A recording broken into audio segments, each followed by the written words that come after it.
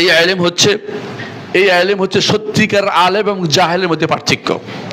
এই আলেম হচ্ছে সত্যিকার আলেম এবং জাহেলের মধ্যে পার্থক্য। আপনি অনেক কিছু জানেন, কিন্তু আপনি আল্লাহ সম্পর্কে জানতে পারলেন না, আপনি জাহেল থেকে গেলেন, আপনি মূর্খ থেকে গেলেন। ইবলিস আল্লাহর বহত্ব ধারণ করতে পারে নাই, এই জন্য সে মূর্খ হয়ে গেছে। এই এলমের মাধ্যমেই আপনার জীবনের সব কিছু নির্ধারিত হবে, আপনি কি আলেম না জাহেল নির্ধারিত হবে। আপনি আশ্চর্য হবেন, অনেক মানুষই এই আলেমটা সম্পর্কে শিখতে চায় না এখনকার সময়।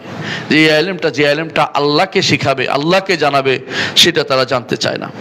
এই আলেমের কারণে আপনার জন্য ফেরেশতারা দোয়া করে, সব আলেমের জন্য নয়।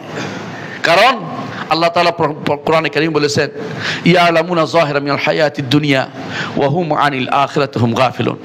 দুনিয়া কাফেররা মুশরিকরা জাহেলরা দুনিয়ার জীবন সম্পর্কে ভালোই জানে। তাহলে তারা জানে, কিন্তু তারা কি জানে না? আনিল আখিরাতি হুম গাফিলুন, আখিরাত সম্পর্কে তারা গাফেল, আখিরাত সম্পর্কে তারা জ্ঞান রাখে না। এই জন্য তারা জাহেল থেকে গেছে। এই ইলমটা অর্জন করতে হবে, যে ইলমটা আল্লাহ সম্পর্কে জানাবে, আখিরাত সম্পর্কে জানাবে, যে ইলমটা আপনাকে মর্যাদাপূর্ণ স্তরে পৌঁছে দিবে। এই আলেমের জন্য ফেরেশতারা দোয়া করে, ফেরেশতারা সবার জন্য দোয়া করে, এই আলেমের জন্য দোয়া করে। এই আলেমের কথার মজলিস হলে ফেরেশতারা চতুর্দিক থেকে সেই মজলিস ঢেকে দেয়। আপনাদের মজলিস যেন সেরকম মজলিস হয়, আল্লাহর কাছে সে দোয়া করি।